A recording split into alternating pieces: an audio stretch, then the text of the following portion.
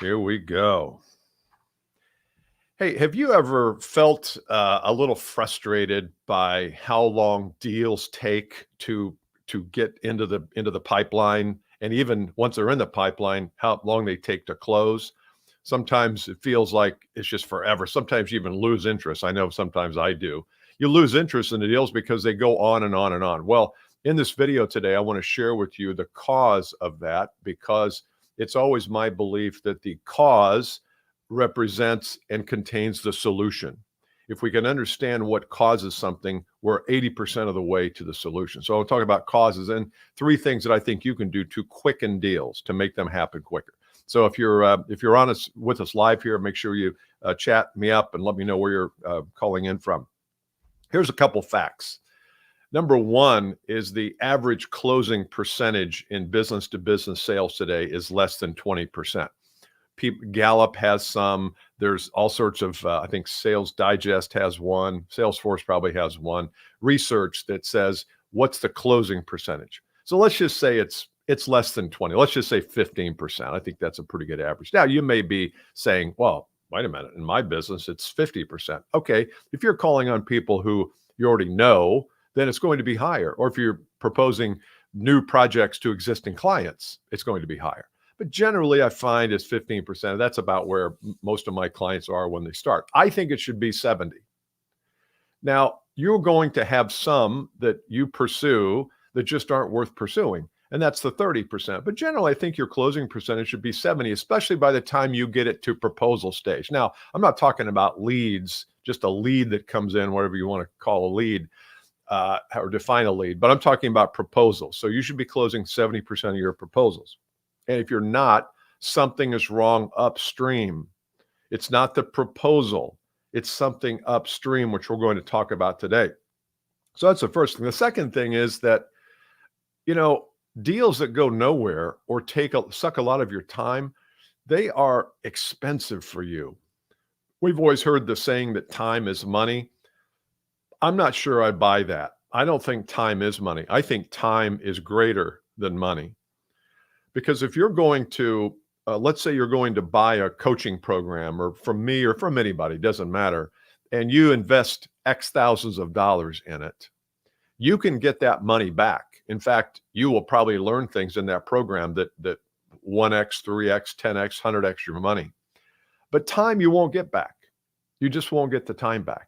And time that you spend with people who are not going to buy is time wasted. You cannot, time is a non-replenishable asset. Money is a replenishable asset. Knowledge that you have about your business, that's replenishable and growable.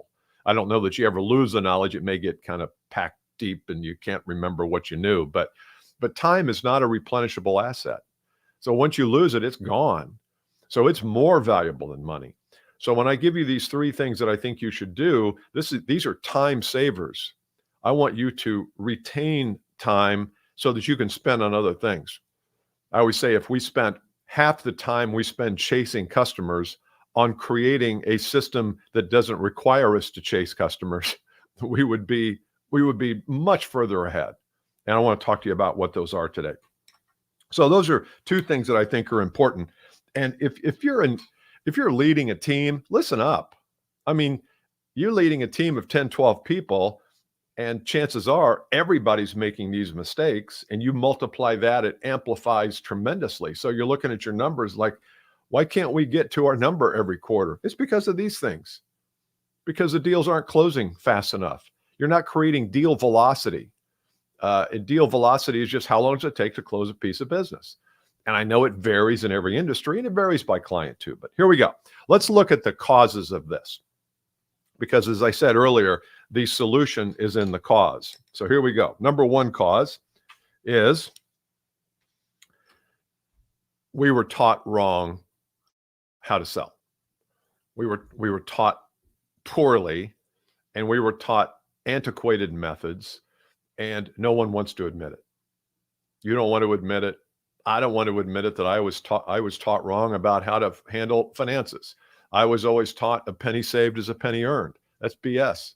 Penny saved is not a penny earned. If you're getting 2%, if if you're getting a 0.5% on your savings or 2%, and you could take that money and invest in yourself and make 100x on it, that's not a very smart aphorism, is it? A penny saved is a penny earned. So I've had to relearn that. I've had to relearn how to invest in myself and invest in my business. And a lot of my clients have too, because they're investing in themselves and me. So how we were taught to do anything stays with us today. And how we were taught to sell is wrong. It's just wrong. We were taught that selling is about convincing and persuading, and it's not. Maybe it used to be. I don't think it ever used to be, but that was how Zig Ziglar and Dale Carnegie said it. Actually, Zig Ziglar never said that. But the point is that a lot of these old dudes who came before us said, this is how it's done.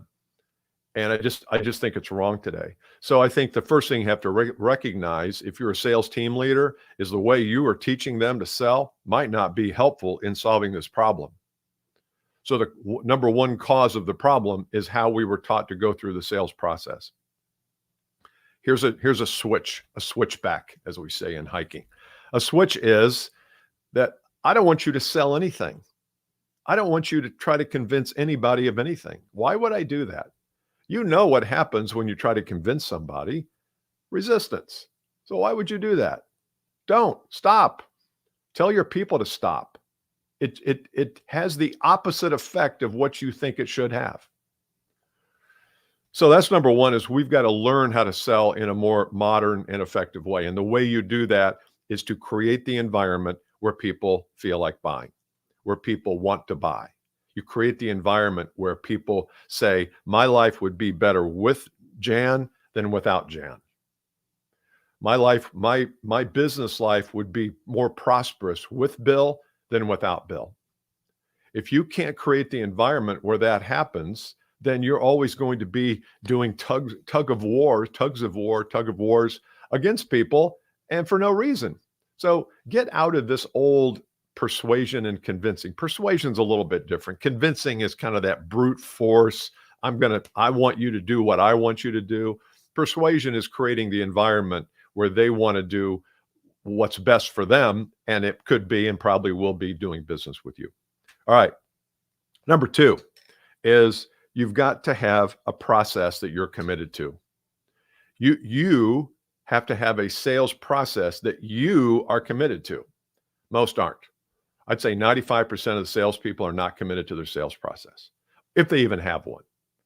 Now, what I mean by not committed to it is this, is that if you have a process that says, step one is we get these people involved, and step two is we ask these questions, and step three is we go a little further, and step four, whatever the steps are, and the prospect wants to deviate from that, and you let them, you're not committed to your process. Now, I'm not talking about a small deviation. Like, look, usually what we do typically is we have this meeting, and then a week from now, we'll have another meeting with more people. And they say, well, it's going to have to be 2 weeks from now. Okay, I'm not worried about that. People are out of town, spring break, whatever. But if they say, oh, no, that's not the way we do it. The way we do it is you come in and make a presentation to me. I take it and make a presentation to them, and then we call you back. No, I'm not going to do that. That's not my process. I'm sorry. That doesn't help you solve the problem. So you've got to have a process that not only is on paper and is wired into your brain, but also it's one you're committed to. And committed means you won't deviate much from it. Off track a little bit? Okay, cool, but not much. So what that means is you had better get your process to be better for them. I know it's going to be better for you, but is it better for them? Does it help them make a decision, or does it get in the way? Or is it all about you? I'm just going to shove as many people as I can through this process. No, it should not be. There should be something in it for your prospect. So point number two is have a process and be committed to it. We talk about this a lot. I can't wait to share with you something that we're doing here in the second week in April, but I can't tell you until probably tomorrow or Friday. But it's going to be something that addresses all of these things, which I think you'll like. And the third thing is, this is something everybody misses. It's the most basic thing in sales, and we don't do it. You know what it is? We're unclear on our offer. And by offer, I don't mean like steak knives at 11 o'clock on TV. I mean the offer of your solution. You see, your solution is this. Like if you're in the accounting services business, and I always use that because I just think of it, then you sell accounting services. So that's the core product. That's the core solution is accounting services. But the offer is bigger than that. The offer is all the things that go with it. It's the promise. It's the transformation. It's clearly articulating the transformation that people have when they use your accounting services. Because if no accounting services are talking about the transformation that occurs, then you had better find the transformation in your business. You better find it. It's there. And by the transformation, I mean the transformation your client, your customer is going to get from working with you. They're going to get your phone system, yeah, but what's all around that? What's the promise? What's the economics? What happens if they don't like it? Is there any guarantee? How will their life be different with you than without you? If that's not a part of the conversation, then you haven't explained the offer well. So think of your product as the solution or the product or service, but the offer is bigger than that. The offer is all those things around it, because when you go to communicate your offer, that's when you are making a huge difference. You're distinguishing yourself in a big way from your competition because they're not making good offers either. So what does a clear offer mean? Well, again, it means what is the product? What are you going to come in and do? What are the problems it solves? What is the destination your prospect can get to? What does the transformation look like for them when they get your product? What's going to happen? And what's the cost? What's the ROI on all this?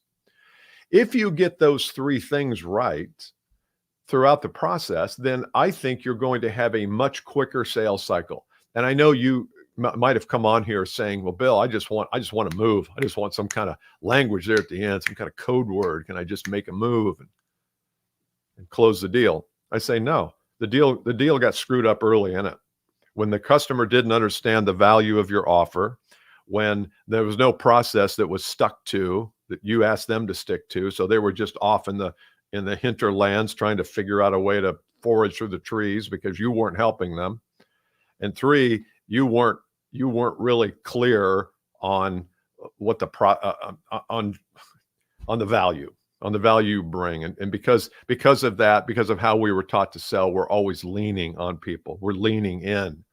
I want you to lean back. It's not about convincing. It's about defining your offer and attracting people to you who want that offer, who want that solution. But again, the solution is here. The offer is out here. And most companies do not know how to portray their offer. That's why your closing rate's 15%. So hopefully this has helped you. I wanted to get to this today. So a couple of things. Let's see. We've got a couple of comments. Bill, love your stuff. Watching on YouTube. That's awesome. Thank you. Great stuff as always. 7 a.m. is a good time to grab a cup of coffee and learn. That's right. I just had my mocha here somewhere. So I hope you enjoyed today. On Friday of this week, we're going to be doing a leaders only. Now, I can't stop you if you want to attend, but it's primarily for leaders, and it's the mistakes that leaders make when they try to inspire their team. So if you have a sales leader, a sales manager, make sure they join us Friday. I'm going to be inviting people to the event on Friday, but every Friday at 8:30, I'm going to be doing a leaders only, because I know there's a lot of leaders who are struggling to try to figure out how to manage people and grow people. And so that's what we'll be doing.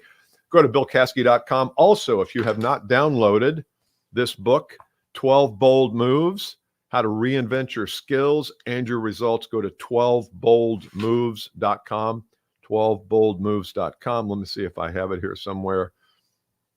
No, I'll let that out of the bag. There it is.